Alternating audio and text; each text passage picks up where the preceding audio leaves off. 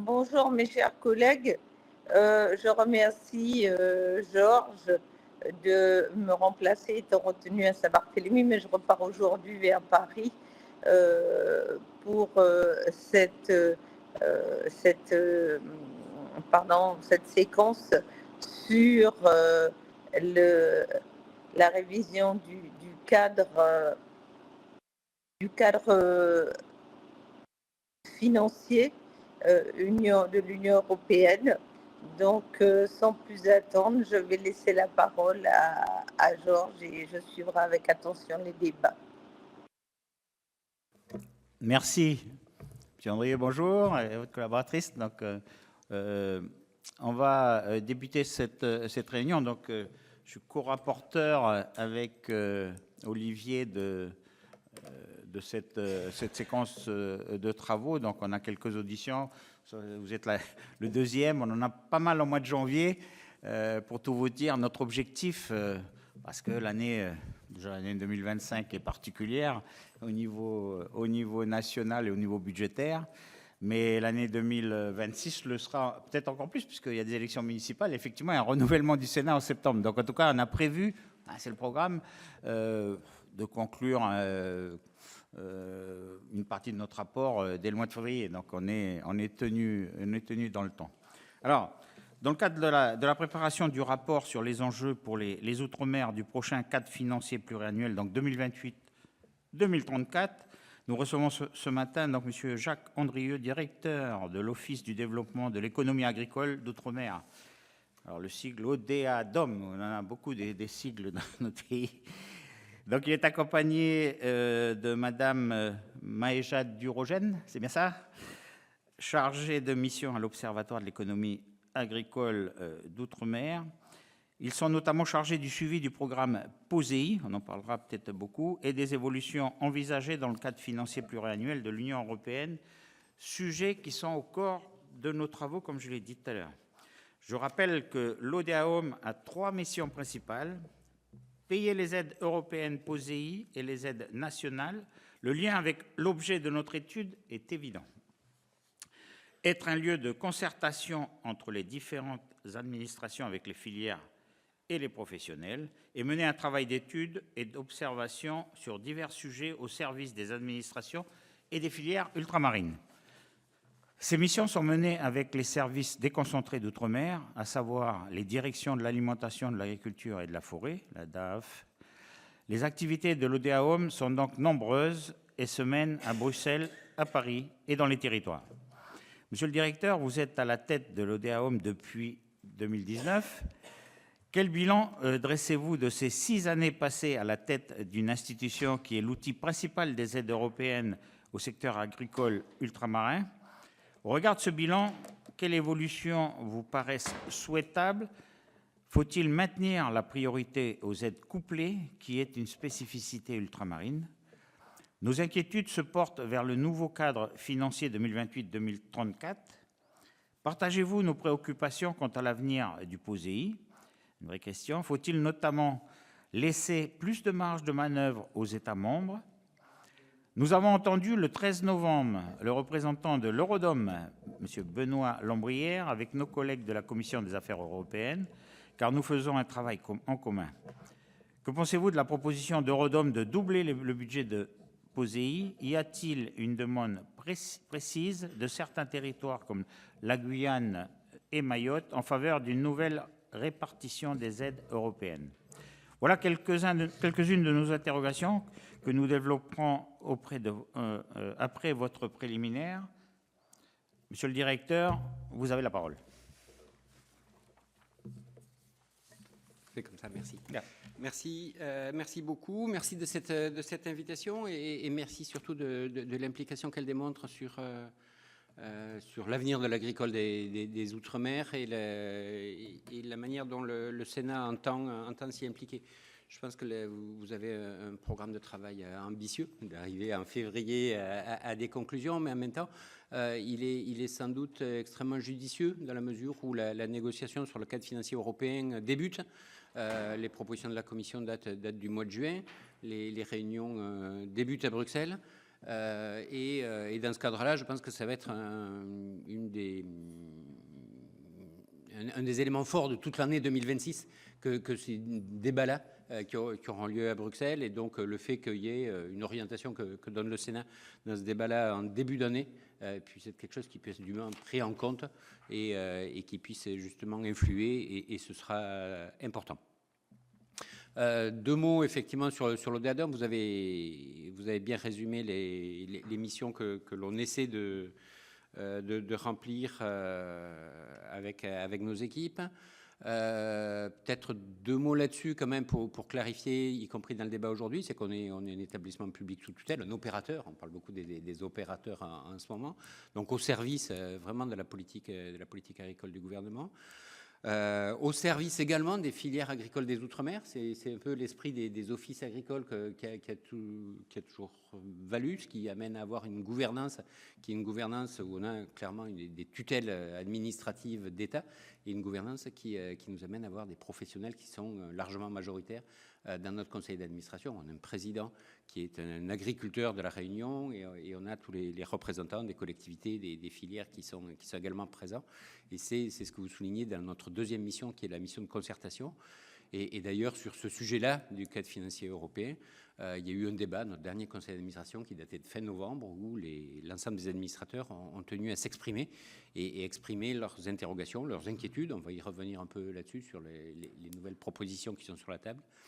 Et ils sont, voilà, ils entendent également être fortement impliqués sur le sujet. Donc l'ODEADOM, la seule limite que je mettrais, c'est qu'on est assez peu présent à Bruxelles, parce qu'il y a des compétences qui sont vraiment des compétences ministérielles, compétences de négociation. Nous n'avons pas de compétences de négociation, et nous sommes là en éclairage pour l'ensemble des gens qui nous sollicitent. Donc d'abord pour les 2 ministères qui sont nos tutelles, le ministère des Outre-mer et le ministère de l'Agriculture, de l'Agroalimentaire et de la Souveraineté alimentaire. Et qui sont, eux, en charge directement dans le cadre des concertations gouvernementales des négociations elles-mêmes, et de la manière dont elles s'intègrent dans une négociation beaucoup plus globale sur le budget européen, puisque la question de l'agriculture outre-mer est une brique, et une brique au milieu de beaucoup d'autres. À noter également, puisque c'est de l'actualité, que j'ai vu aujourd'hui la nomination d'un délégué interministériel à la souveraineté agricole des Outre-mer. C'est un poste qui avait été créé en 2019, et le poste était vacant depuis quelques semaines. Et donc nous aurons le bonheur de travailler également avec Monsieur Vulté, qui a été nommé hier comme délégué interministériel, et qui va être en charge notamment d'un pilotage assez global de ces orientations qui sont données sur la souveraineté agricole des Outre-mer, qui est l'orientation générique suivie par l'ensemble des acteurs. Voilà, alors pour revenir sur donc notre mission, vous les avez dit, nous on est payeur de pas tout à fait l'intégralité, mais presque l'intégralité du programme POSEI et d'aide nationale aux Outre-mer, d'un cadre où les Outre-mer sont bénéficiaires d'un certain nombre d'appuis spécifiques, et notamment les appuis européens sont très spécifiques dans le cadre de la politique agricole commune. C'est quelque chose que l'on doit souligner dès l'origine. Depuis qu'existe le programme POSEI, ça fait presque 40 ans, mais dans sa forme actuelle, ça fait une vingtaine d'années. C'est un élément de la politique agricole commune de l'Union européenne, mais c'est un élément ad hoc, avec des règles ad hoc. C'est-à-dire que ça a été compris à Bruxelles, ça a été défendu par Bruxelles, par un certain nombre d'acteurs, comme quoi les règles qui s'appliquent dans l'Europe continentale avaient beaucoup de mal à s'appliquer si on utilisait les mêmes vecteurs, les mêmes moyens pour l'agriculture des Outre-mer, où il y a des spécificités. Alors on a l'habitude de parler des difficultés, mais ce n'est pas que des difficultés, c'est aussi des difficultés, des opportunités, des cadres différents. Mais c'est vrai qu'objectivement, on a des exploitations dont les moyennes de surface sont beaucoup plus petites, dont la maturité des filières est plus faible, enfin elles sont plus jeunes les filières, l'organisation est différente, et on a des orientations, même des orientations partagées entre les territoires et le niveau national, qui sont également spécifiques. Et c'est à ce titre-là, notamment, qu'il y a une orientation claire vers, alors c'était dit l'autonomie alimentaire des Outre-mer, ou la souveraineté alimentaire des Outre-mer, qui est sans doute plus adaptée. Et cette orientation-là est une orientation majeure et partagée. Et je crois qu'il y a un intérêt fort, c'est que tous les territoires la partagent. Et cette orientation, elle veut dire produire plus, produire mieux, dans les territoires d'outre-mer pour la satisfaction des besoins alimentaires des outre-mer. Alors ça peut paraître un truisme, en fait ça l'est pas complètement, enfin, surtout si on regarde l'histoire agricole de ces territoires-là, qui était largement une histoire d'exportation. Mais cette orientation, l'intérêt c'est qu'elle est partagée, quand l'ensemble des collectivités peuvent s'appuyer sur la même orientation voulue, et que ce soit des petits territoires qui ont une toute petite production agricole par rapport à leur consommation, il y a quand même une volonté de faire plus localement. Je pense Saint-Pierre-et-Miquelon, Saint-Barthélemy, où la production agricole est quand même extrêmement faible. Il y a une volonté de faire plus, jusqu'à des territoires dans lesquels il y a des taux d'autonomie qui sont quand même extrêmement intéressants, parfois supérieurs à ce qu'on a en métropole. Je pense à de nombreux secteurs à La Réunion ou en Guyane, et dans lequel il y a une volonté justement d'aller également vers plus d'autonomie alimentaire dans ces territoires-là. Et ça veut dire, pour la majorité, produire plus, parce qu'en général, on a des taux qui sont relativement faibles, d'autonomie, c'est-à-dire de production locale par rapport à la consommation sur les différents secteurs. Et produire plus, le moyen le plus efficient en termes de politique économique, c'est effectivement d'avoir des aides couplées, où en fait les aides sont directement, et ce qu'on a sur la majorité des instruments dans le cadre du programme POSEI, et des aides nationales également qui sont adossées, c'est des aides qui sont en fonction de la quantité produite, ce qui veut dire que l'incitation est assez directe à produire. Et donc, ce cadre-là, il est assumé, il est différent de la PAC, on n'est plus sur des aides couplées, où depuis les années 90, il y a eu quand même des découplages assez généraux des aides par rapport à la production en tant que telle. On n'a pas les mêmes incitations à produire, on a d'autres incitations à la politique de qualité, avec l'intégration de questions environnementales, avec d'autres objectifs. Et il a été reconnu à Bruxelles cette nécessité d'avoir l'intégration des spécificités des RUP, des régions ultrapériphériques, donc pour la France, les départements régions d'outre-mer, et dans ce cadre-là, avoir des orientations qui sont des orientations propres, qui sont celles de prise en compte de spécificités. On n'a pas les mêmes exploitations, il n'y a pas le même niveau de mécanisation, il n'y a pas les mêmes surfaces, mais aussi des orientations qui sont des orientations de production assez clairement là-dessus. Et c'est là-dessus que c'est fondé. Voilà, au-delà de ce cadre général, peut-être dire le programme POSEI, puisque c'est de ça dont il est question, et je vais me concentrer là-dessus, et je vais même éviter de parler de la pêche, parce que vous m'y avez incité dans le questionnaire que vous m'avez transmis, mais on n'est pas compétent en termes de pêche, et je ne voudrais pas dire des choses, enfin, ou parler sur des sujets que je ne connais absolument pas. Mais sur ce programme POSEI, le principe du programme POSEI tel qu'il est construit aujourd'hui, c'est on a un cadre européen qui dit effectivement ce qui est possible de faire, et des programmes nationaux. Et ça, c'est le cadre existant depuis longtemps, même avant que ce principe-là ait été adopté lors de la dernière réforme de la PAC au niveau de l'Europe continentale. Ce qui veut dire que la subsidiarité donnée aux États membres pour la mise en œuvre d'une politique agricole appuyée par l'Union européenne est quand même déjà très forte. C'est un programme national. Le programme POSEI, c'est le POSEI France, proposé à Bruxelles, qu'on peut faire évoluer chaque année, qui est discuté, regardé par la Commission européenne, débattu, approuvé. C'est ce programme-là que l'on met en œuvre. Ce qui veut dire que la subsidiarité, elle est déjà importante. Et ce qui veut dire aussi que ça renvoie à la France la question, et on va y venir je crois sans doute sur les limites de ce programme POSEI, comment est-ce qu'il devrait évoluer, quels sont les déséquilibres qu'il engendre. C'est largement sur la Commission européenne est assez à l'aise pour dire vous avez la main pour le changer. Et c'est un programme POSEI qui est également assez souple dans la mesure où on a des possibilités de modification annuelles. Et chaque année, alors avec des dates assez précises, avant le 31 juillet, on doit proposer des modifications qui doivent être mises en œuvre pour l'année suivante. Le 31 juillet, on propose des modifications. La Commission européenne a 6 mois pour les regarder, dire oui, dire non, dire il faut modifier tel ou tel aspect. Ça se met en œuvre l'année suivante. Donc, voilà, l'architecture, elle est là aujourd'hui. Alors, ça repose donc sur cette architecture-là, ce principe-là, et une enveloppe dédiée où il y a une enveloppe qui était cadrée, enfin qui est encore cadrée pour la période actuelle dans le cadre des perspectives financières en cours. Enveloppe pour le programme POSEI pour les 3 États bénéficiaires, France, Espagne, Portugal, et avec l'enveloppe qui est déclinée au niveau national. On a une enveloppe nationale, 278 millions d'euros annuels pour la France, avec une possibilité de l'abonder, et la France l'a fait. Le Parlement a choisi d'accorder des crédits supplémentaires, comme c'est autorisé dans le programme européen.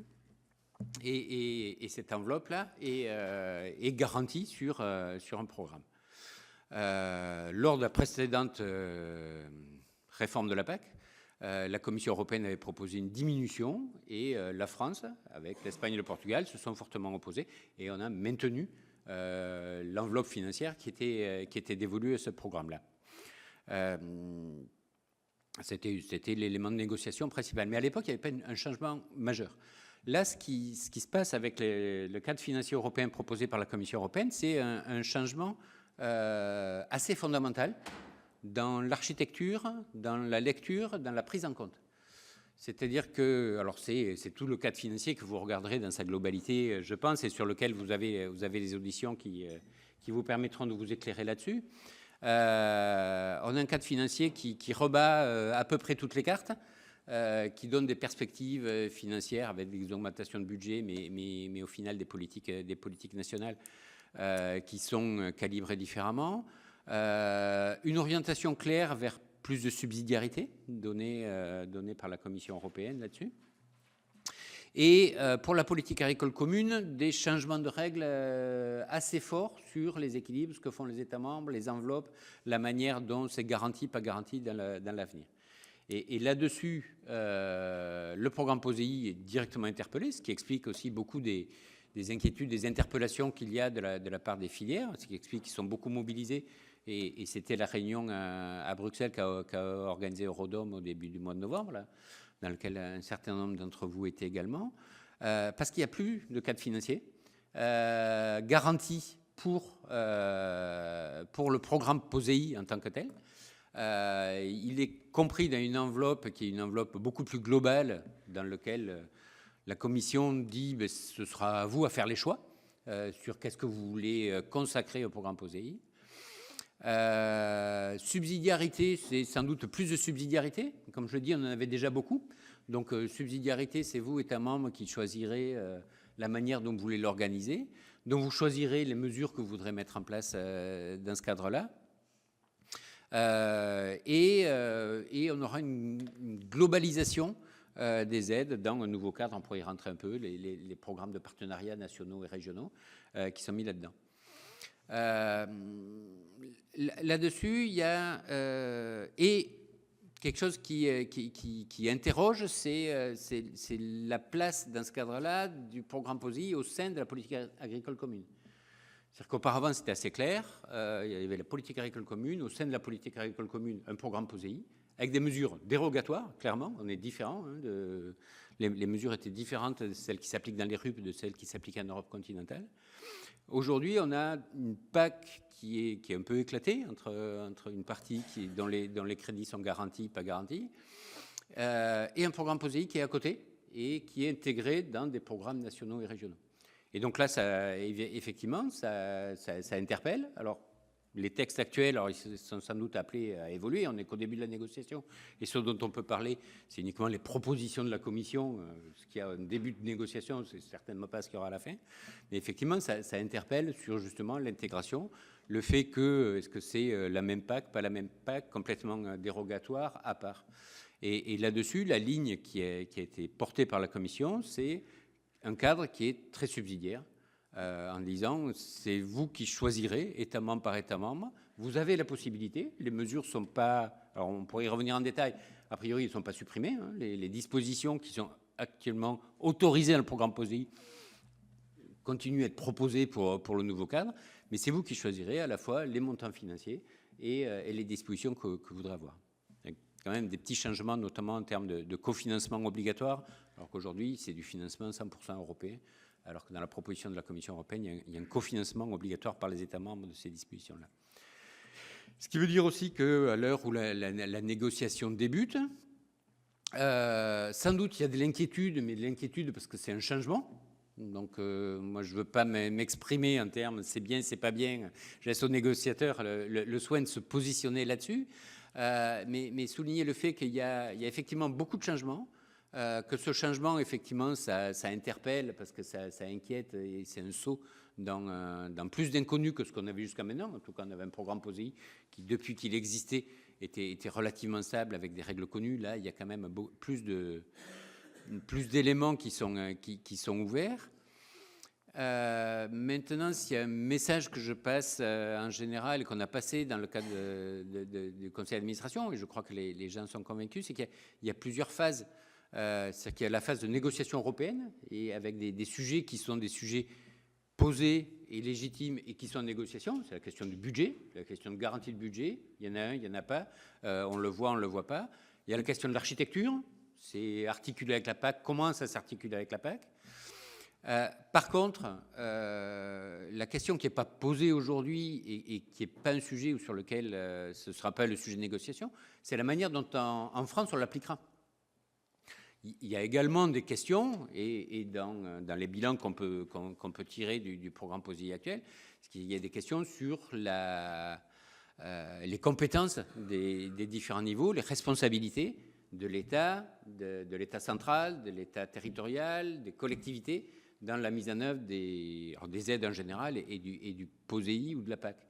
Avec, par exemple, le POSEI, il est clairement sur une compétence État. Il y a deux autorités nationales compétentes, le ministère de l'Agriculture et le ministère des Outre-mer. Un établissement national, le nôtre, qui est chargé de la mise en œuvre, un petit peu qui est fait également par l'Agence de services et de paiement, l'ASP. Et par contre, quand on est sur un autre volet de la PAC, qui est le deuxième pilier, sur tous les aides aux investissements dans les exploitations, là, on est sur une partie qui est largement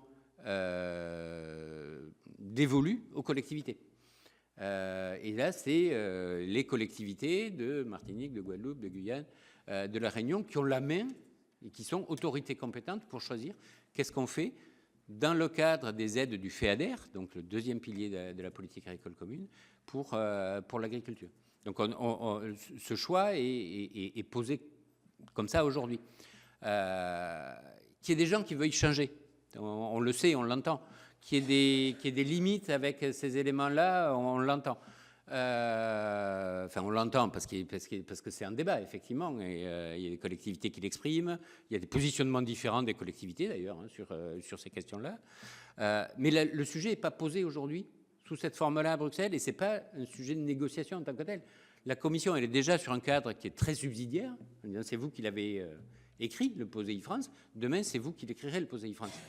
Donc, faut sans doute pas se tromper de niveau de négociation entre ce qui est la négociation européenne en tant que telle. Il y a des sujets qui sont de négociation sur la PAC, sur les enveloppes financières, sur le cadre, et des sujets qui sont l'application qu'on en fera au niveau national, et avec les critiques également qui sont émises par les uns et les autres sur les équilibres entre filières, entre territoires dans l'application de ce programme-là, qui relèvent largement des choix qui seront effectués au niveau national et qui continueront à être effectués au niveau national. Merci, Monsieur Andrieux, pour cette présentation. Alors, j'avais posé quelques questions sur mon intervention. Alors, je l'ai dit, vous gérez cette organisation depuis 2019. Donc,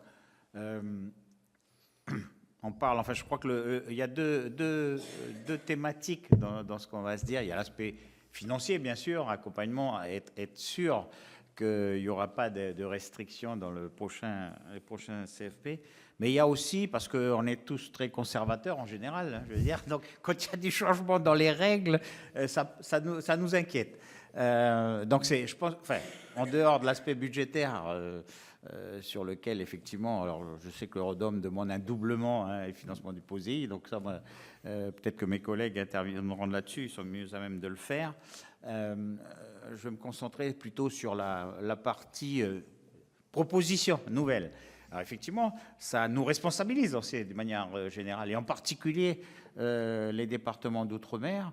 Donc il faudra, dans la période qui arrive, je pense, chacun à notre niveau, avoir une cohérence sur les stratégies qu'on veut faire évoluer par rapport à ce qu'on a vécu ces dernières années. Alors, il y a un élément qu'il faut intégrer, je pense, dans nos réflexions, c'est le changement climatique, parce que forcément, alors on peut parler d'autonomie alimentaire, on a des potentialités dans le département et territoire d'outre-mer, mais effectivement, le changement climatique nous amène quand même à avoir une réflexion à moyen, voire long terme, sur nos politiques en termes agricoles. Donc voilà, moi, si vous voulez, je voudrais déjà que vous nous répondiez sur l'expérience que vous avez eue, du cadre qui se termine, des propositions à faire. Là, on a les propositions de la Commission, mais vous, à votre niveau.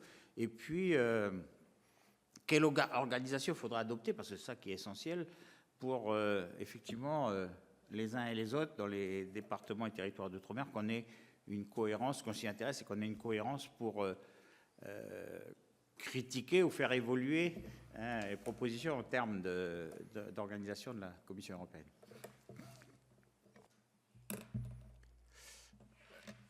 Alors, merci. Alors, ce sont des points, des points clés que vous soulevez, et ce sont des éléments sur lesquels nous sommes avec les ministères avec lesquels on travaille, qui sont impliqués sur le sujet, qui sont des éléments clés. Moi, ce que vous posez en termes de cohérence me paraît essentiel. Là où je disais, il y a plusieurs acteurs, plusieurs interventions. Il pourrait y avoir plusieurs stratégies différentes, donc éventuellement contradictoires. Et l'intérêt au service des filières agricoles des Outre-mer, des agriculteurs, des entreprises de transformation, c'est qu'il y ait une cohérence et une cohérence d'action publique. Et cette cohérence-là, elle se construit et il est essentiel qu'il y ait l'ensemble des niveaux de coordination qui fonctionnent bien. Ce que je disais, c'est qu'il y a une très grande cohérence d'objectifs. Et donc, il n'y a pas de raison qu'on n'arrive pas à des cohérences d'outils. Et en fait, c'est plus compliqué que ça.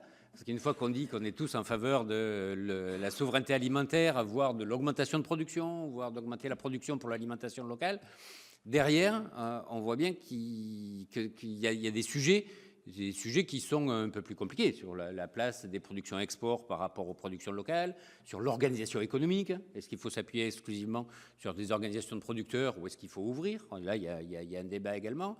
Sur les équilibres budgétaires entre territoires. Il y a des questions qui sont lourdes, qui sont au-delà de l'unité claire et exprimée, je crois, clairement et sincèrement par l'ensemble des acteurs. On voit bien qu'il y a des questions qui sont un peu plus compliquées derrière. Et cette cohérence, elle se construit à travers le temps, elle se construit à travers de la concertation, elle se construit à travers des partages et des partages d'orientation. Et je rebondis sur le deuxième sujet, j'en ai introduit un troisième, c'est que dans les fondamentaux, on a des fondamentaux dans le cadre de cette politique agricole commune en termes d'orientation de production, d'augmentation de production dans les filières alimentaires et de consommation locale. Mais on a le fondamental du changement climatique, vous avez entièrement raison. Alors nous, on s'est beaucoup impliqués là-dessus, parce que cette question-là sur changement climatique et agriculture, elle avait été traitée avant, en ce qui concerne l'Europe continentale, enfin la France continentale, l'Hexagone, et dans les Outre-mer où c'est plus compliqué, parce qu'il n'y a pas un changement climatique, il y en a 5, enfin 5 que le Drôme, et si on prend l'ensemble des Outre-mer, il y en a 12, 12 changements climatiques différents, c'est différent. Ce que disent les experts, c'est sans doute plus rapide, c'est des effets différents, plus forts, enfin, et les questions ne sont pas les mêmes en matière de changement climatique. Nous, on s'y impliquait beaucoup avec les chambres d'agriculture pour faire un séminaire en 2023 en Guadeloupe, où on avait amené l'ensemble des territoires, y compris ceux du Pacifique, à débattre entre décideurs, acteurs économiques, experts, sur où est-ce qu'on va et où est-ce qu'on peut aller, et en quoi est-ce que les instruments de politique publique peuvent être des éléments d'accompagnement. Alors, c'était extrêmement intéressant, il y avait 200 personnes, le ministre est venu, enfin, avec des débats qui ont été repris. Voilà, le pas supplémentaire, c'est-à-dire en quoi et comment est-ce que c'est intégré dans des instruments, il reste à faire, parce que c'est pas simple. C'est pas simple. En quoi est-ce qu'on a des instruments de politique, dans les aides du POSEI, des aides nationales, on arrive à favoriser, à aider les exploitants, à aider les filières à anticiper ce changement climatique? C'est extrêmement compliqué. Alors que les interpellations, elles viennent également du terrain, avec des opérateurs, des agriculteurs qui nous disent, nous on le vit. On le vit, on a des sécheresses qu'on n'avait pas avant, on a des irrégularisations des pluies que l'on n'avait pas avant. Et alors on parle beaucoup des cyclones. Les experts disent peut-être pas plus de cyclones, mais plus forts. Enfin, peut-être plus d'ailleurs à La Réunion, parce que les trajectoires des cyclones pourraient arriver un peu plus au sud, donc ils pourraient être plus souvent impactés. Donc toutes ces questions-là sont extrêmement fortes. Et la question, elle est posée là, et elle est posée également dans l'exercice politique qu'a lancé la ministre de l'Agriculture sur la souveraineté alimentaire, qu'elle a lancé cette semaine, c'est-à-dire donnons-nous des caps, donnons-nous des orientations, et dans les orientations, il faut intégrer ces questions de changement climatique. Et il y a un autre élément qui me paraît fondamental à intégrer en termes de driver un peu général des réflexions, c'est les évolutions de consommation alimentaire. Et là, je suis assez marqué sur les consommateurs des Outre-mer sont des consommateurs français, sont des consommateurs mondiaux, et même s'ils ne mangent pas aujourd'hui la même chose que ce qu'on mange en métropole, ce n'est pas exactement les mêmes diètes alimentaires, les évolutions sont des évolutions qui sont quand même totalement cohérentes avec celles qu'on connaît ailleurs. C'est plus de produits transformés, plus de restauration hors foyer, plus de préparation rapide, plus de viande blanche par rapport aux viandes rouges. Enfin, ces drivers-là, ils y sont aussi. Et c'est ça aussi qui est... alors, ce n'est pas l'État qui va décider qu'est-ce qu'on va manger, pas manger, mais c'est l'État qui doit prendre en compte ces éléments d'évolution, voire jouer également sur les programmes d'éducation à l'alimentation. Hein, il y a aussi des éléments là-dessus, ou à travers ce qui est offert dans les cantines scolaires, ou à travers la restauration publique. Mais là-dessus, il y a de l'accompagnement aux évolutions de consommation alimentaire. Et ça veut dire aussi, ça peut être parfois un peu provocateur, mais c'est dire le bonheur, il n'est pas de revenir à la diète alimentaire d'il y a 50 ans. Parce que le consommateur des Outre-mer, il ne veut pas forcément revenir à des légumes racines qui sont longs à préparer, ou alors s'ils sont transformés, ou s'ils sont préparés, et ils ne mangeront pas la même chose. Ce n'est pas simplement revenir en arrière de la diète alimentaire ancienne. C'est aussi, c'est quoi l'agriculture, c'est quoi l'alimentation d'aujourd'hui, de demain dans les Outre-mer, et en quoi est-ce qu'il peut y avoir un accompagnement à travers les politiques agricoles pour que l'objectif de souveraineté alimentaire puisse accompagner cette évolution-là. Merci pour vos réponses. Peut-être je vais donner la parole à Madame la Présidente pour les premières questions. Merci. Alors, je salue aussi notre collègue Olivier Bitz. Je vous salue, Monsieur le Président de l'ODEADOM. J'ai plusieurs questions. Il est vrai que j'ai participé à la réunion Eurodom avec des inquiétudes sur le nouveau cadre européen financier et j'avais interrogé sur la part de la filière banane, la part des aides allouées à la filière rhum, canne, sucre, par rapport à la part allouée à la diversification alimentaire, puisque le rapport du 1er janvier 2024 montre que pour les productions végétales, on tourne autour de 7 millions et les autres filières, notamment l'aide aux producteurs de bananes, 129 millions. Les mesures de la filière canne-sucre, 74 millions 860 000 euros. Bon, voilà, c'était pour ces écarts. Comment sont-ils expliqués, justifiés? Doit-on les revoir? Puisque lorsqu'on parle d'une politique de diversification alimentaire, comment pensez-vous qu'il faille, quelles sont les propositions que l'ODEADOM pourrait faire pour rééquilibrer un peu tout ça? Nous avons aussi un autre sujet qui n'a pas été beaucoup évoqué, c'est la passation entre les anciens et les nouveaux agriculteurs. Il y a un vrai sujet sur les fins d'activité et la passation d'avoir une retraite correcte et cohérente. L'ODEADOM a-t-elle commencé à travailler sur ce type de sujet? A-t-elle des propositions à faire? Et enfin, vous avez dit tout à l'heure, donc l'ODEADOM travaille à 2 tutelles, le ministère de l'Agriculture, le ministère des Outre-mer. Comment est articulé les relations, puisque je ne vais pas vous cacher qu'il a été évoqué la remise en question d'un certain nombre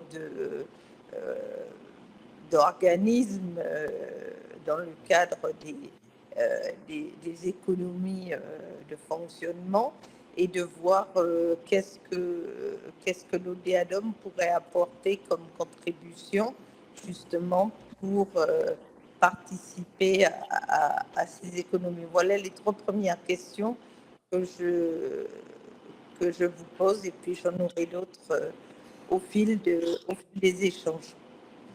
Merci, Madame la Présidente. Alors, je vais essayer de peut-être cumuler plusieurs questions, M. Andrieux. Donc, je vais passer la parole à mon co-rapporteur, M. Olivier Bitz. Merci beaucoup, Georges. Merci beaucoup pour ces échanges. Alors, moi, j'avais une question sur l'architecture générale du POSEI, et notamment sur l'articulation entre aide, financement européen et financements nationaux.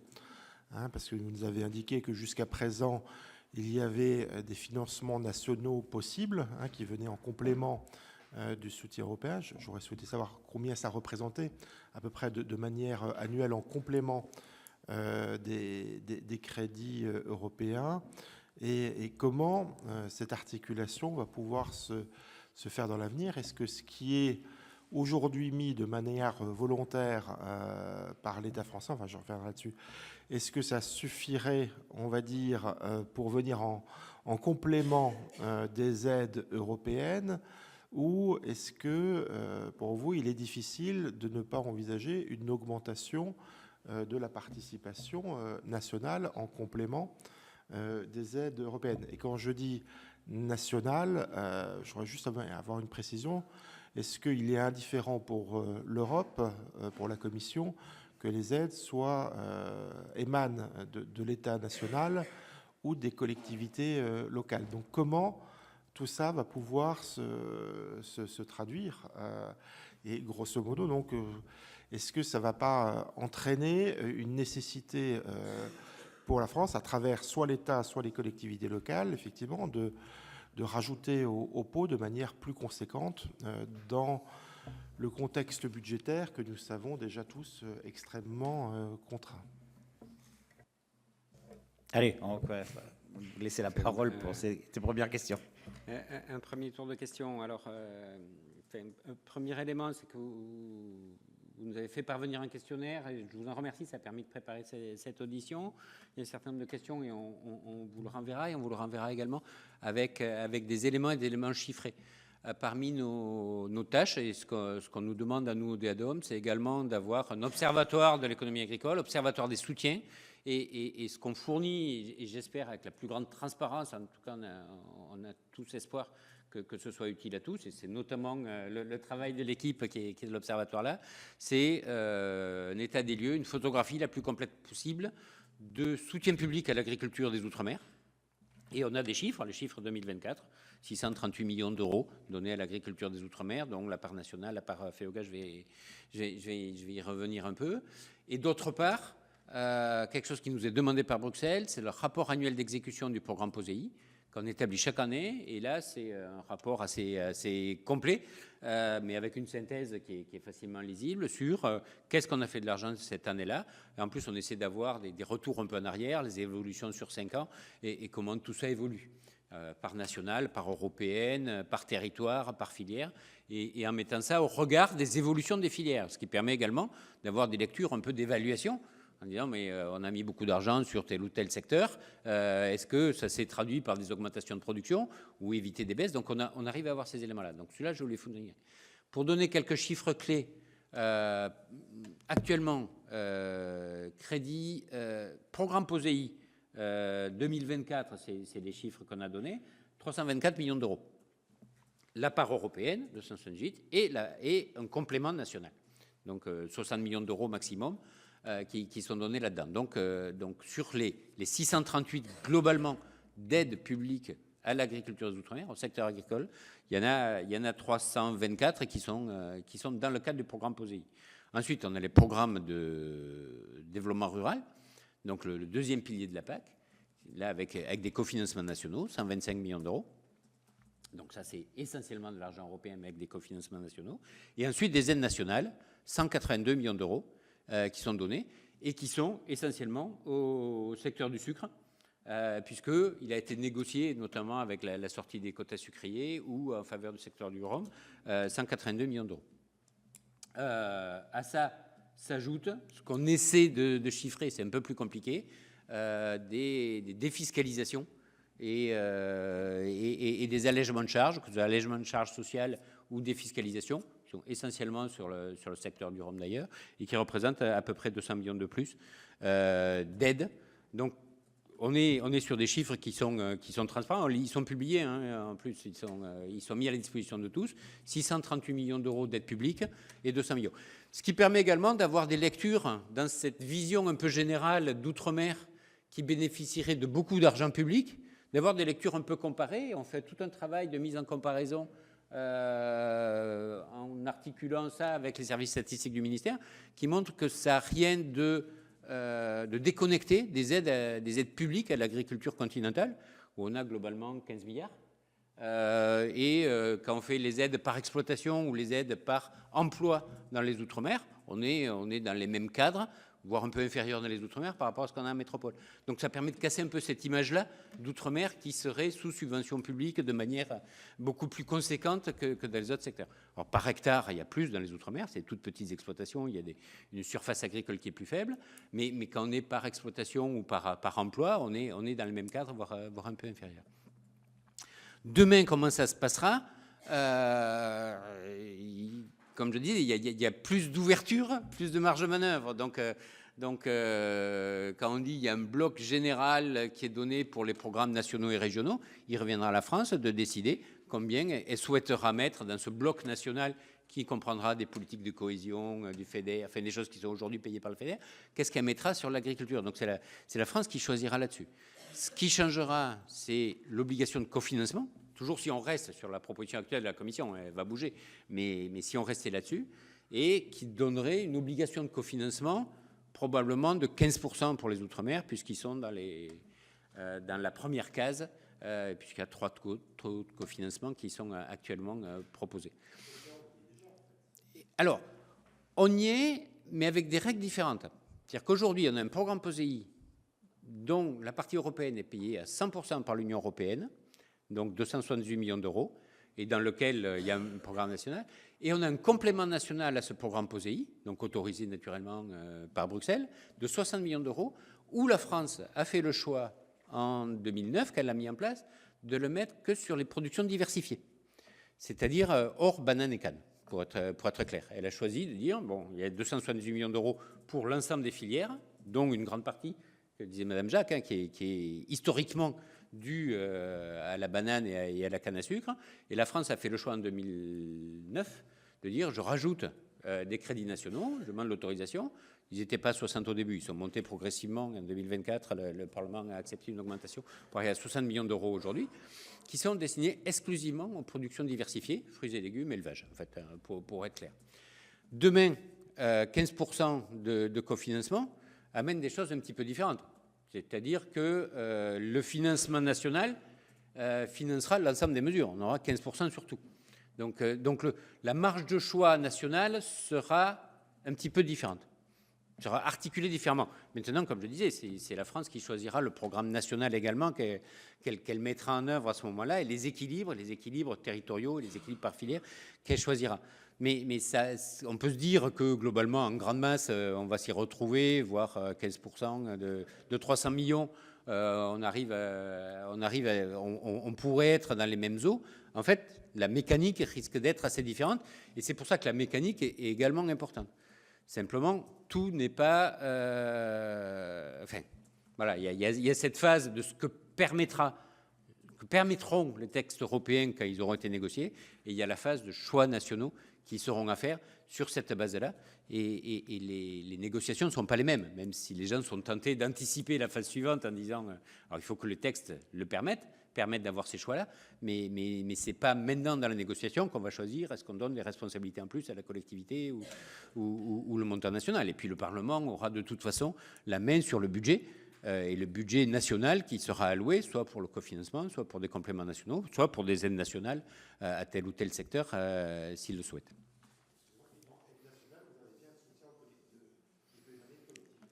Alors, le soutien des collectivités, actuellement, en aide pour les exploitants, c'est limité. Alors, cette année, on a essayé de le chiffrer, mais on arrive à ces quelques millions. En aide des collectivités pour l'agriculture, on n'est pas du tout dans les mêmes ordres. Par contre, les collectivités sont autorités compétentes sur le FEADER. Et à travers le FEADER, il y a des cofinancements qui sont des cofinancements qui peuvent être amenés par les collectivités. Mais de la même manière qu'il y a des aides d'État, celles que les 200 millions globalement qu'on met en aide d'État, ça c'est État central, on a 3 millions, 5 millions chiffrés pour les collectivités, des aides de collectivités aux agriculteurs. Parce qu'elles doivent passer par des régimes d'aide notifiés ou des régimes d'aide de minimis. Oui, on a moins de vision sur ce que peuvent fournir en aide d'État notifiée les collectivités, mais on est sur des montants de 4 millions d'euros. 4,5 millions qui ont été chiffrés pour les aides des collectivités en tant que telles pour les secteurs agricoles. Pas sûr d'avoir tout et d'être exhaustif sur le sujet. Mais voilà, en grande masse. Donc, ces chiffres-là, ils sont diffusés, ils sont à disposition de tous. Et juste un petit retour, parce que Mme Jacques a souligné ces éléments de déséquilibre, hein, qui sont des éléments qui sont affichés. Des équilibres entre territoires, des équilibres entre filières. En fait, les déséquilibres entre territoires viennent du déséquilibre entre filières. C'est-à-dire qu'actuellement, on a là aussi, on les a montrés territoire par territoire, ce que ça représente. On a les principales bénéficiaires, c'est Réunion et Martinique. Alors, du programme POSEI, c'est la Martinique. Si on regarde les aides globales, c'est la Réunion. Et des montants beaucoup, beaucoup plus faibles en Guyane et Mayotte, par exemple. Voilà, je crois qu'il pourrait y avoir un consensus assez fort pour dire qu'il y a des besoins extrêmement forts pour l'agriculture, le développement de l'agriculture, également à Mayotte et en Guyane, là où il y a les taux de progression de la population les plus importants et où la demande alimentaire est la plus dynamique. Ces déséquilibres-là, ils sont issus de l'histoire. Ils sont issus de l'histoire et de la manière dont le programme POSEI s'est mis en place. Avec, voilà, pour la banane, c'est assez clair. La banane n'était au début pas dans le programme POSEI. Elle avait un dispositif différent de protection aux frontières qui s'est transformé en programme d'aide directe. Le programme d'aide directe a été mis en place avec une enveloppe qui avait été négociée à ce moment-là à Bruxelles. Et puis quand ils ont intégré le programme POSEI, ils sont venus avec l'enveloppe qui était destinée à la filière banane, qui était à la banane export. Et donc, voilà, ils sont dans le programme POSEI, mais ils ne sont pas venus dans le programme POSEI en disant c'est pour que la banane redistribue aux autres secteurs. C'est que la banane avait ses besoins propres et fait état de ses coûts de production par rapport aux débouchés et qui sont plus exposés aux marchés mondiaux par nature. Ces productions d'export, que ce soit le sucre et la banane, ils sont directement exposés à des marchés internationaux dans lesquels les questions de compétitivité jouent très directement. Et quand ils disent qu'effectivement, avec les aides qu'ils ont des problèmes de compétitivité, c'est vrai aussi. Donc voilà, et on arrive aujourd'hui avec des déséquilibres entre territoires, des déséquilibres entre filières et une responsabilité majeure de l'État pour dire comment est-ce qu'il entend faire évoluer ce programme-là. Et demain, ce sera la même chose. Il s'agit que ce soit possible dans le cadre européen, mais on aura de nouveau les questions qui seront posées au niveau national. Merci pour cette réponse. Alors, avant de passer la parole à mes collègues, je voudrais vous remercier. Vous nous l'avez dit tout à l'heure, donc vous avez reçu une liste de questions qu'on vous a posées. Vous allez nous répondre de manière factuelle, donc avec des éléments chiffrés. Donc ça, on va avoir pareil. Mais je pense que mes collègues ont peut-être en plus des questions ou spécifiques ou particulières à poser. Donc, qui veut... Alors, je suis désolé, je n'ai pas répondu à la question sur l'opérateur Odéadom. Si vous voulez, on pourra faire quelque chose après sur la question de l'Odéadom, mais c'est un peu décalé par rapport à ça. Peut-être pas complètement, mais un peu. Allez-y. Je voudrais revenir à ce dont vous avez parlé tout à l'heure sur les changements climatiques qui sont quand même en première ligne en Outre-mer. Je rajouterais quand même les maladies émergentes, la salinisation des sols et aussi des ruptures d'approvisionnement. Chaque choc entraîne des pertes très importantes de récoltes, des hausses des coûts de production, des fragilisations des filières végétales et animales. Et on voit que, comme vous l'avez dit, qu'aucune région européenne ne rencontre dans ce genre d'événement une telle fréquence et une telle intensité. Le prochain CFP va déterminer s'il faut aller au-delà des dispositifs standards de la PAC et un mécanisme d'ajustement climatique spécifique, appui à l'assurance, compensation renforcée, la flexibilité des aides d'État, et qui pourrait être une réponse structurelle à des risques qui ne cesseront de s'intensifier. Est-ce qu'il faut inscrire cette approche dans le futur cadre budgétaire et sous quelle forme pour garantir la continuité des productions agricoles ultramarines? Merci de votre réponse. Non, une autre question, je sais pas. Ouais, vas-y. Merci, Monsieur le Président. Alors moi, j'irai directement sur la question concernant les aides POSEI. Dans le cadre du CIOM, du Comité interministériel aux Outre-mer, il y a une proposition de territorialisation des aides POSEI. J'aimerais connaître votre avis sur le sujet, dans la mesure où nous pensons, nous, ultramarins, que chaque territoire connaît ses besoins et connaît ses difficultés. Donc moi, j'aimerais avoir votre avis sur la chose. Deuxième question, il faut renforcer le caractère incitatif des aides. Hier, nous avons eu une réunion dans le cadre de la préparation de ce CIOM, puisqu'il il sera discuté au niveau régional maintenant, le CIOM. Avec la Guadeloupe, nous avons eu une discussion hier avec les services de la préfecture. Il est remonté que beaucoup de production canne et banane, mais surtout une diversification de la production, c'est-à-dire d'autres éléments sont cultivés, mais qu'on ne le sait pas souvent. Donc, les aides vont directement pour la canne ou pour la banane. Or, il y a la diversification qui est faite sur le terrain. Voilà, merci beaucoup. Allez, une autre question? Oui. Merci, Monsieur le Président. Mes chers collègues, Monsieur le Directeur, merci de votre disponibilité. Alors, mon intervention sera plus centrée sur les petits territoires. Vous en avez fait allusion tout à l'heure. Les petits territoires où le POSEI ne peut pas être envisagé uniquement comme un instrument de soutien aux grandes filières agricoles historiques, mais plus un outil de sécurité alimentaire. Je prends le cas de mon territoire, qui est la collectivité territoriale de Saint-Martin, où nous avons une production locale très limitée, parfois quasi inexistante, une dépendance totale aux importations alimentaires, des surcoûts logistiques parmi les plus élevés de l'ensemble des Outre-mer, un territoire exposé à des aléas climatiques majeurs et une vulnérabilité alimentaire structurelle. Alors, pour mieux comprendre les surcoûts liés à l'insularité et à l'éloignement, pour sécuriser l'approvisionnement en intrants et en matières premières, soutenir la microproduction locale, indispensable pour réduire la dépendance et accompagner la résilience alimentaire d'un territoire isolé et très exposé. Cette vulnérabilité est d'autant plus marquée que Saint-Martin connaît aujourd'hui une agriculture en situation de relance.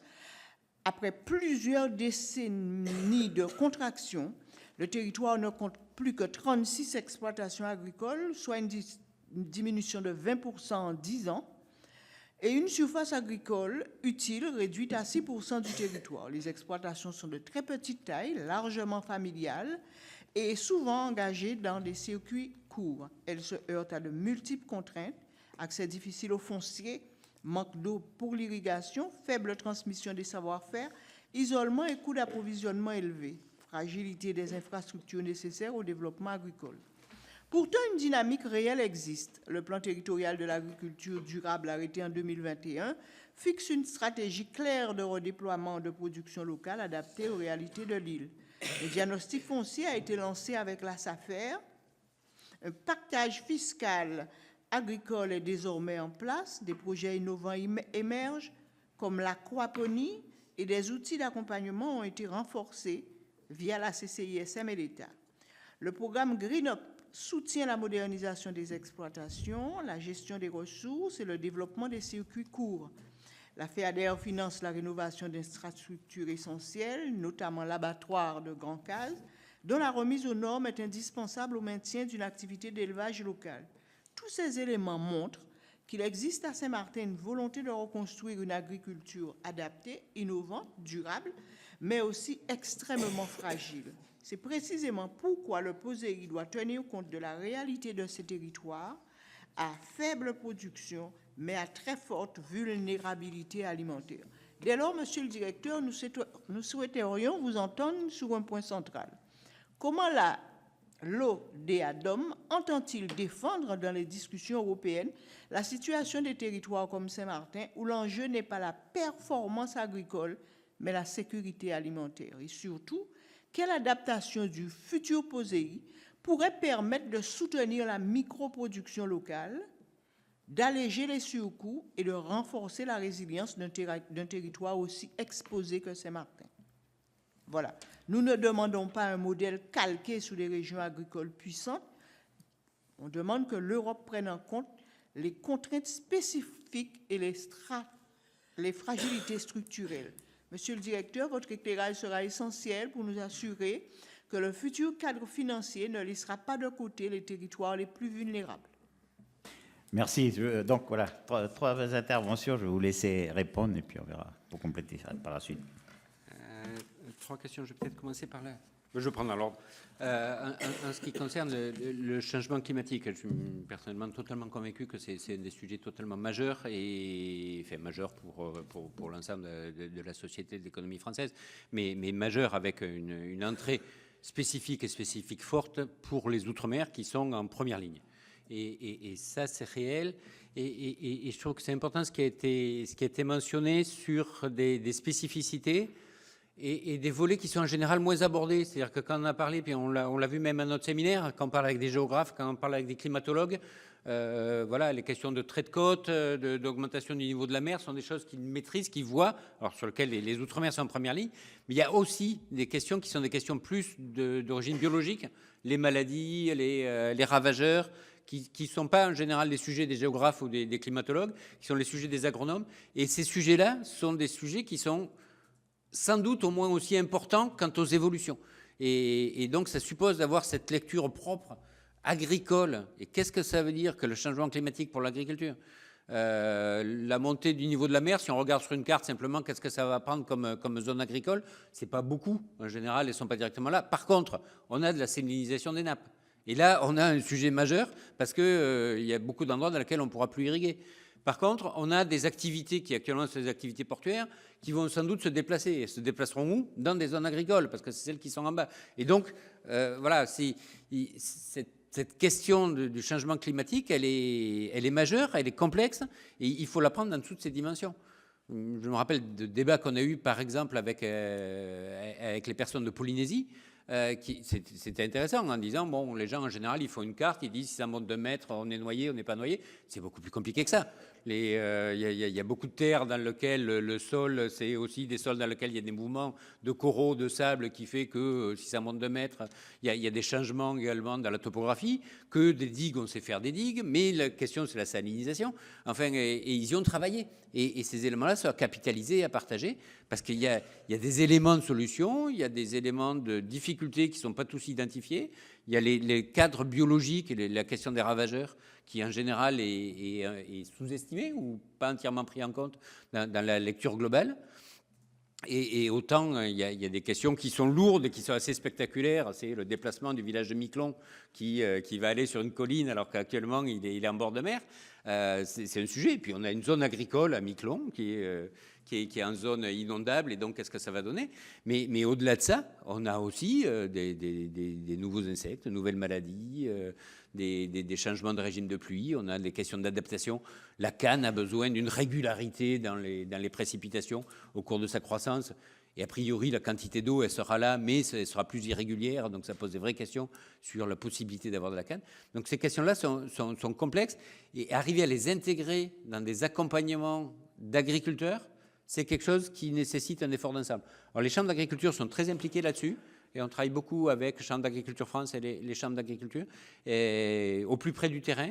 Météo France essaie de faire un travail de localisation très fine pour les changements, parce qu'on est aussi sur des territoires dans lesquels vous explique que même en Guadeloupe, c'est pas le même en Basse-Terre et en Grande-Terre. Et au nord de Grande-Terre, c'est pas la même qu'au sud de Grande-Terre. On a des territoires qui sont complexes et dans lesquels les questions climatiques influent directement. Et il y a la question des cyclones, mais il n'y a pas que la question des cyclones. La question des cyclones est souvent la plus visible, la plus mise en avant. Elle y est, elle est réelle, mais il n'y a pas que celle-là. Il y a aussi beaucoup d'autres enjeux autour du changement climatique. La question de territorialisation, là aussi, c'est une question qui est posée en responsabilité à l'État français. Alors, je vais être un peu prudent sur ces questions-là, parce que c'est certainement pas, et a fortiori, un organisme national de répondre là-dessus, parce que je pourrais être taxé de parti pris là-dessus en disant qu'il ne faut pas territorialiser pour garder un établissement, mais ce n'est pas du tout mon état d'esprit. Il y a une vraie question d'adaptation des mesures. Quand on dit qu'il y a besoin d'adaptation d'une politique européenne ou une politique nationale à une agriculture spécifique qui est celle des Outre-mer, faut immédiatement descendre à le niveau au-dessous, qu'il y a une adaptation spécifique à chaque Outre-mer. C'est-à-dire que chacun est très différent et même peut avoir des objectifs différents et de toute façon a des productions différentes, des topographies différentes, des sociologies agricoles différentes, enfin, tout est différent territoire par territoire. Et c'est aussi la question qui est posée pour Saint-Martin en disant mais Saint-Martin est un cas à part et chaque territoire est vraiment à part. Et là, nous sommes, enfin, vraiment, et c'est aussi notre fonction, et je continuerai peut-être aussi sur le DADOM là-dessus, c'est de prendre en compte, c'est de surtout pas, à travers le fait d'incarner sans doute un organisme national en charge des Outre-mer, d'avoir un discours comme quoi les Outre-mer, c'est un bloc. On est strictement convaincu du contraire. C'est que les Outre-mer, il y a 12 territoires d'outre-mer français, sur les catégorisations qu'on a. Nous, on travaille avec 8. Les 8 sont totalement différents et ont des enjeux différents. Et entre les petits territoires, les grands territoires, Saint-Pierre-et-Miquelon qui est pas tropical face aux autres, la Guyane qui n'est pas une île. Enfin, chacun a des enjeux qui vont être extrêmement différents et il y a besoin d'avoir cette adaptation aux enjeux. Après, la question de territorialisation, elle se pose sur rôle de l'État central, rôle de l'État local. C'est aussi une départementalisation qui est posée. Est-ce que c'est comme ça que le cadre local doit être pris en compte? Est-ce que c'est de la décentralisation avec des compétences accrues données aux collectivités? Et cette question-là, elle est réelle. Alors, c'est certainement pas un directeur d'établissement public qui va répondre à ça. Il y a des débats politiques et légitimes sur ces questions-là, de décentralisation. Quelles sont les compétences qu'on donne, jusqu'à quel niveau, à quel échelon, et à quel échelon administratif, à quel échelon de collectivité. Ce qui est clair et que nous, on s'efforce de prendre en compte au maximum, c'est l'adaptation au terrain. Et ce qui veut dire que quand on a un programme POSEI, ça s'incarne par exemple simplement quand on fait des modifications annuelles des programmes POSEI, ce n'est pas nous qui proposons les modifications annuelles, c'est au niveau départemental, dans le cadre des, ça s'appelle le COSDA, il y a encore un sigle, le Comité d'orientation stratégique de développement agricole, territoire par territoire, que État, collectivités, chambres d'agriculture, filières amènent des propositions d'évolution, et ce sont ces propositions d'évolution qui sont analysées, compilées, regardées au niveau national. Et c'est normal parce qu'il y a aussi des enjeux budgétaires nationaux. C'est aussi le budget national qui complémente ce programme POSEI-là et qui le manœuvre. Enfin, mais ce schéma-là, il est essentiel. Enfin, voilà, pour dire territorialisation, oui, bien sûr. Quelle territorialisation, quand, comment et comment la faire évoluer? On est sur des questions qui sont complexes. Et avec des enjeux qui sont des enjeux financiers assez directs. C'est-à-dire que quand on a la Martinique qui demande une territorialisation du programme POSEI à budget constant, c'est le principal bénéficiaire des aides POSEI qui demande d'avoir le budget constant.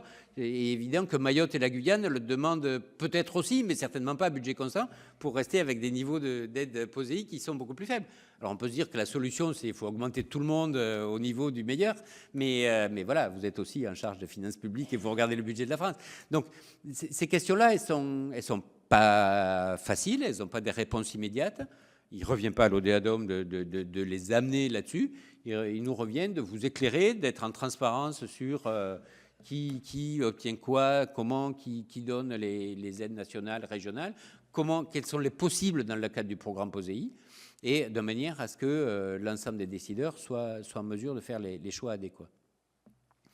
Et ça me permet de parler de Saint-Martin. Alors Saint-Martin, il y a un cas qui est quand même à part, parce que quand on dit petit territoire, c'est le seul petit territoire qui est un RUP. On travaille avec, alors nous, nos compétences administratives, c'est les 5 DROM, et Saint-Martin, Saint-Barthélemy, Saint-Pierre-et-Miquelon. Et Saint-Barthélemy, Saint-Pierre-et-Miquelon ne sont pas des RUP, donc ils n'ont pas le programme POSI. Saint-Martin a le programme POSI. C'est toujours la complexité qui fait un des charmes des Outre-mer, parce qu'il y a eu des adaptations, il y a des choix locaux qui sont légitimes, qui ont été faits par les populations. Pour dire on veut être dans l'Europe, on ne veut pas être dans l'Europe. Alors, dans le cadre du programme POSI, on a le cas de Saint-Martin, qui est un petit territoire, beaucoup plus petit que les 5 autres, avec beaucoup moins d'agriculteurs, et dans lequel il y a la question de l'application du programme POSI. Et là, j'en viens. Alors, tous les éléments qui ont été exposés sont justes, sont vrais. J'étais à Saint-Martin, on entend beaucoup parler de Saint-Martin, de la problématique de l'abattoir de Saint-Martin, dont on aimerait bien voir une issue, parce qu'actuellement, il n'y a pas d'abattoir en fonctionnement, malgré des investissements majeurs qui ont été faits, et puis ils ne tournent pas encore. Il y a des questions, effectivement, de mise aux normes, de prise en compte des petites exploitations de Saint-Martin, des quelques exploitations professionnelles qui sont plus importantes. Il y en a quelques-unes.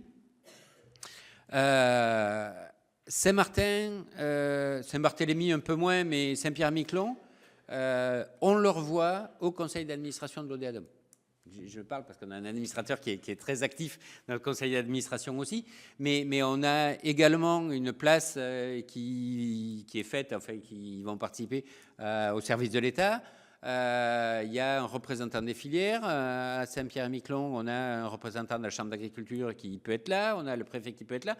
Enfin voilà, on s'efforce dans notre conseil d'administration d'avoir ces voix-là qui permettent de prendre en compte les problématiques extrêmement diverses des territoires et comment elles peuvent remonter. On a eu des débats forts, évidemment, l'an dernier avec Mayotte, post-Chido. C'était quoi les possibilités? Qu'est-ce qu'on peut faire sur programme européen, sur programmes nationaux, sur les crédits qu'on met en œuvre en post-Chido? C'était la problématique majeure de début d'année qu'on a eu en 2025. On a eu les questions spécifiques post-Garance à La Réunion.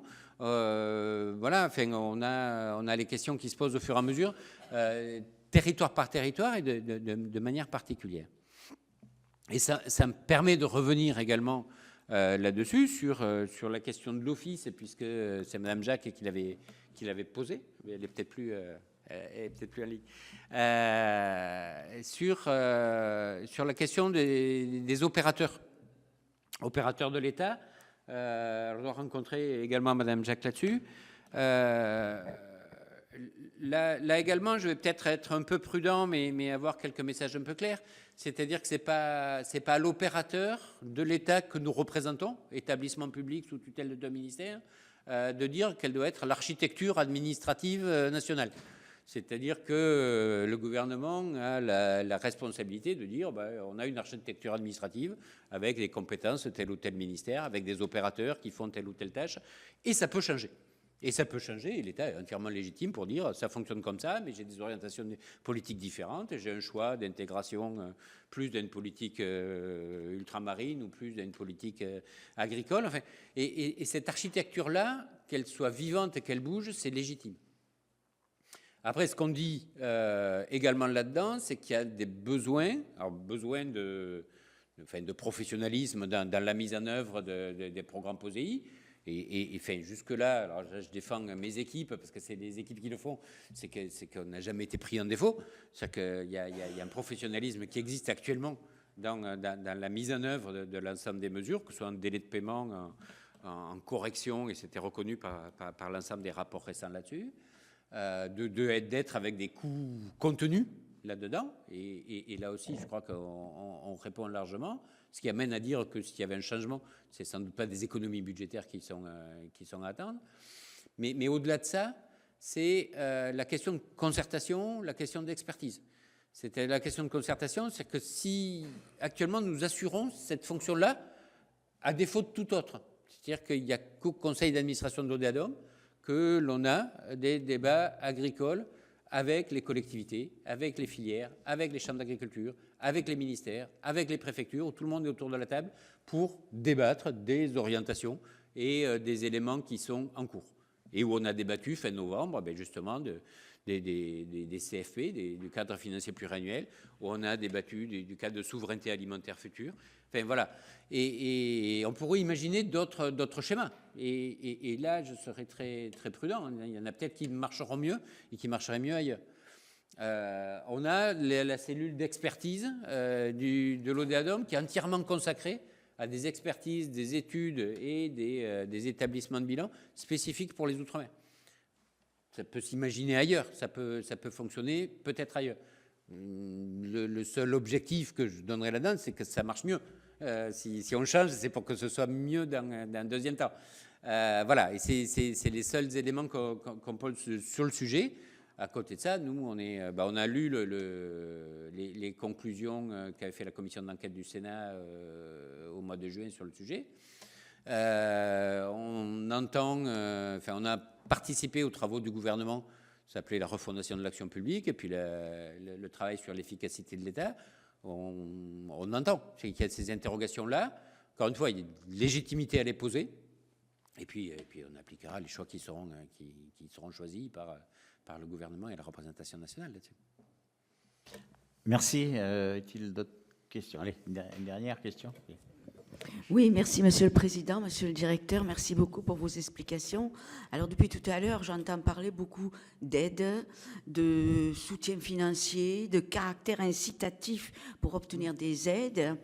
Mais est-ce qu'il y a des actions précises qui sont mises en place pour anticiper justement le changement climatique, qu'on n'attende pas d'y être pour se dire « Ah mais oui, on aurait dû faire ci, cela », ou aussi pour, je vais dire peut-être intensifier, mais plutôt pour valoriser et faire que certaines filières deviennent des filières d'excellence.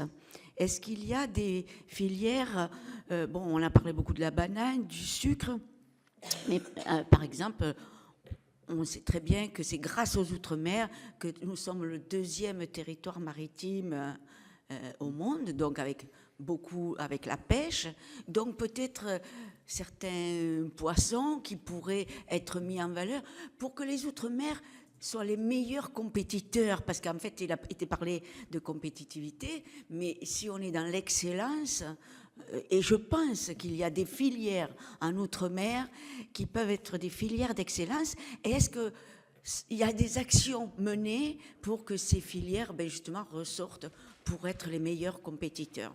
Merci. Merci. Allez, dernière question. Très rapidement, merci beaucoup, Monsieur le Président. Moi, j'aurais une question concernant la taxe carbone, la CBAM, qui sera en vigueur à partir du 1er janvier 2026 et qui va impacter directement le coût des intrants pour les agriculteurs, notamment les engrais.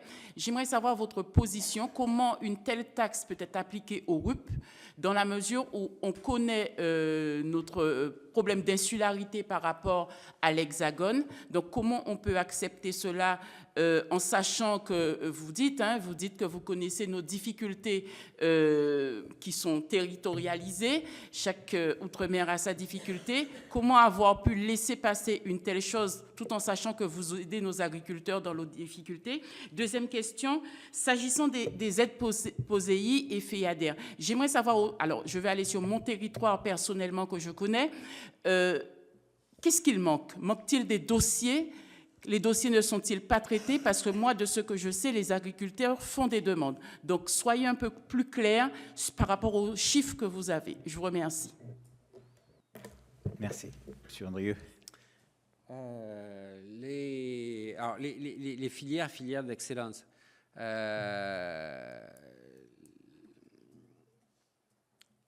Dans le cadre des programmes que l'on met en œuvre, on prend toutes les filières.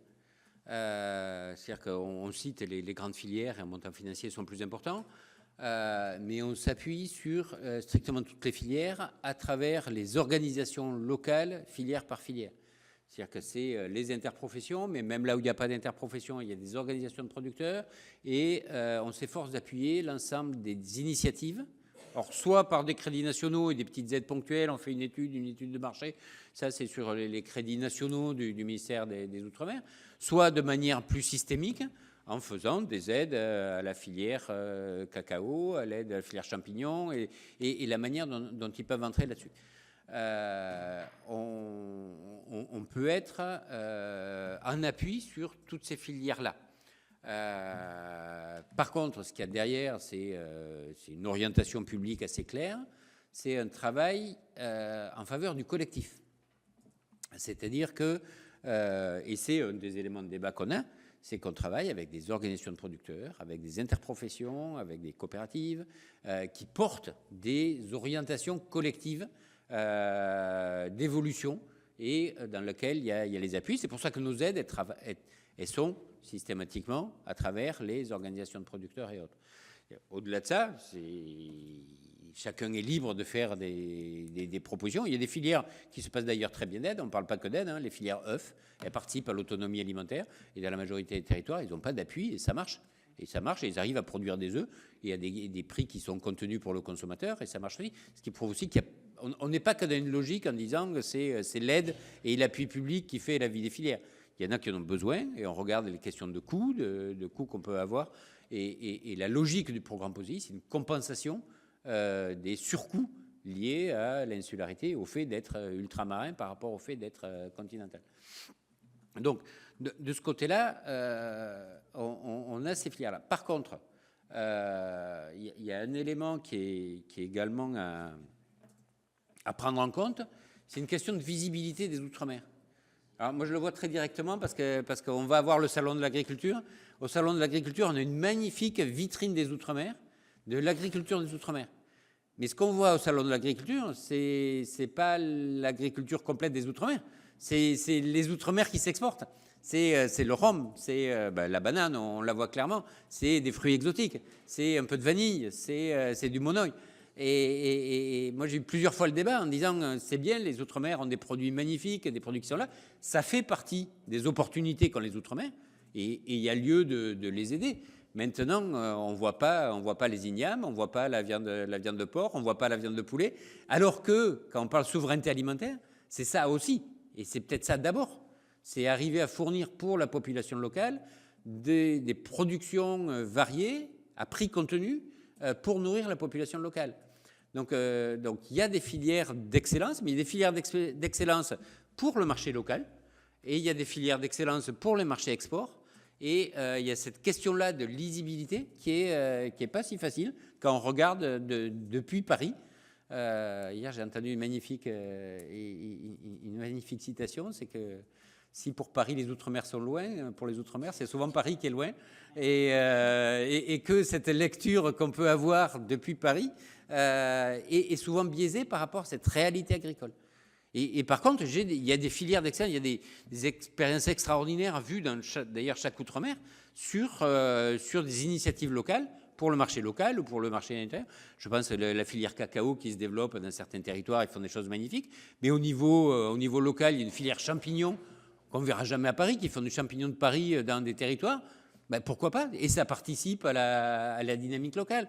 Je pense à tout ce qui se fait en matière de lutte biologique à La Réunion. Il y a des expériences extraordinaires et souvent en avance par rapport à ce qu'on peut avoir en métropole. Et ça participe à la production locale, à la production durable, à la baisse d'usage des produits phytosanitaires dans toutes les serres de La Réunion. Les exemples y sont. Ces filières d'excellence, elles y sont également. Taxe carbone, je vais être un peu joker parce qu'on n'a pas été sollicité là-dessus, on n'a pas travaillé dessus. Ce qui est clair, c'est que nous, on essaie de travailler sur les coûts. Et dès lors qu'on a des évolutions de coûts, ce sont des éléments qu'on s'efforce d'objectiver nous et qui peuvent amener à faire évoluer les types d'appui ou demander ou justifier derrière ou permettre d'avoir des justifications sur des applications différenciées dans les Outre-mer. Mais là, sur la taxe carbone, à l'évidence, on est sur des questions de surcoût et sans doute de surcoût spécifiques en Outre-mer avec les questions d'importation, de dépendance aux importations, notamment sur les engrais ou sur une majorité d'intrants. Mais là, on ne les a pas chiffrés, on n'a pas été sollicités et on n'a pas fait de chiffrage sur le sujet. Enfin, question qui est posée aussi assez clairement sur le FEADER. Alors, j'allais dire que malheureusement, il n'est pas complètement indépendant du sujet territorialisation. Et je dis malheureusement parce que d'après moi, c'est des natures de difficultés qui sont complètement différentes. On est actuellement, en ce qui concerne la mise en œuvre du FEADER dans les territoires d'outre-mer, à des difficultés qui nous sont remontées. Enfin, et les agriculteurs le disent assez clairement, et je crois dans tous les territoires. Et là-dessus, alors d'une part, désolé, mais je vais devoir décliner ma responsabilité totale parce qu'on met en œuvre le POSEI, on ne met pas en œuvre du tout le FEADER. Et sur ce sujet-là, on est sur une nécessité d'améliorer les choses, mais une question de responsabilité, où une responsabilité a été largement dévolue aux collectivités sur le sujet. Et c'est là que je trouve ça dommage, parce que d'une difficulté mécanique qui est connue, c'est des difficultés à la fois de personnel, de logiciels, d'organisation que connaissent tous les organismes, toutes les structures, dès lors qu'il y a un changement, on change de période de programmation du FEADER, d'une difficulté opérationnelle qui existe aujourd'hui sur le FEADER, hein, qui est objectivée, mais sur lequel voilà, on décline un peu les difficultés. Je ne voudrais pas que ça impacte en disant, bah, du coup, il faut rester au niveau national parce que ça marche mieux si c'est l'ODEADOM ou l'ASP ou autre chose. C'est-à-dire que le sujet est de nature différente. C'est-à-dire qu'on a un sujet de territorialisation, d'adaptation au mieux des outils et des outils d'accompagnement de l'agriculture.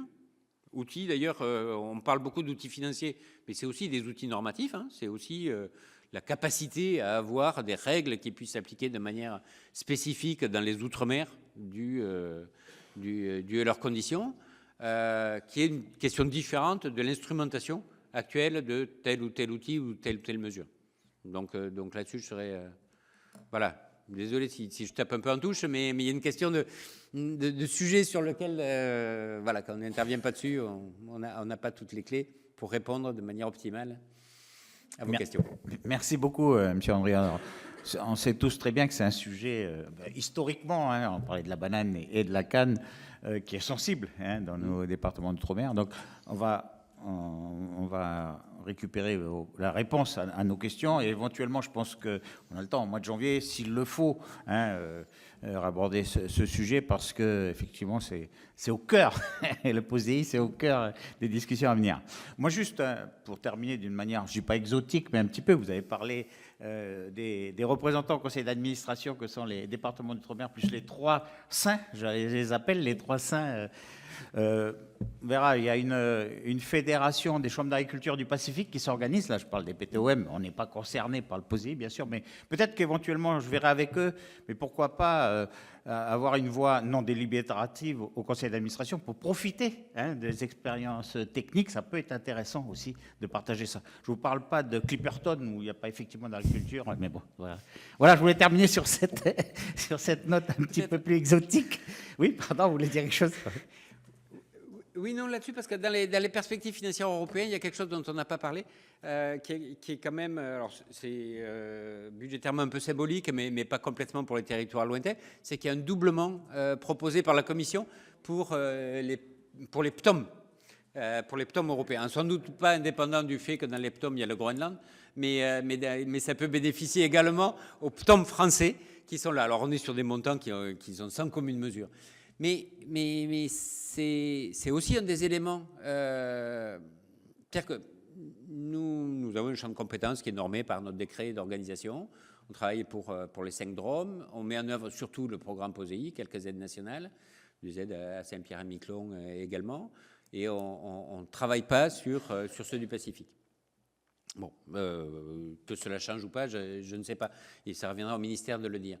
Mais les ministères nous ont demandé, dans le dernier contrat objectif, de travailler plus avec les territoires du Pacifique, dans une optique, alors, qui n'est pas l'optique de paiement des aides, mais qui est dans l'optique échange d'expérience. Et c'est ce que je vous citais, Monsieur le Président, c'était les territoires du Pacifique sont venus à notre colloque changement climatique et ils ont apporté aux autres. Et on est vraiment sur de l'échange. il y a une demande très forte de la part de ces territoires-là de participer au débat qui les concerne. Ils sont dans des conditions particulières, ils ne sont pas en Europe, ils n'ont pas les crédits du POSEI. Alors, par contre, la question avait été posée à certaines époques sur participation au conseil d'administration. Il peut y avoir réellement une part de frustration, là où on parle surtout d'un programme POSEI qui n'aurait pas accessible. Donc la question, elle peut se poser sur quand, comment et mieux travailler avec eux. Alors c'est au Salon de l'Agriculture que ça se fait beaucoup, parce que c'est le moment où on les voit. Mais la question est effectivement posée. C'est écrit, les ministères nous ont demandé de travailler sur ce sujet-là dans le cadre de notre contrat d'objectifs qu'on a signé l'an passé. Et on va s'y employer. Il y a eu des travaux qui ont été faits par l'Observatoire pour arriver à avoir des comparabilités qu'on puisse avoir avec les territoires du Pacifique également. Merci. C'est moi qui vous remercie. Si, bon, d'accord. Merci en tout cas pour cette séance très instructive. Et puis, je pense qu'elle aura encore quelques... Merci et bonne journée à tous. Alors, on doit partir parce que changer de sujet, c'est justice et outre-mer. Donc, il y a une réunion qui a débuté dans quelques temps. Donc, j'y vais. On part sur un autre sujet. Merci beaucoup.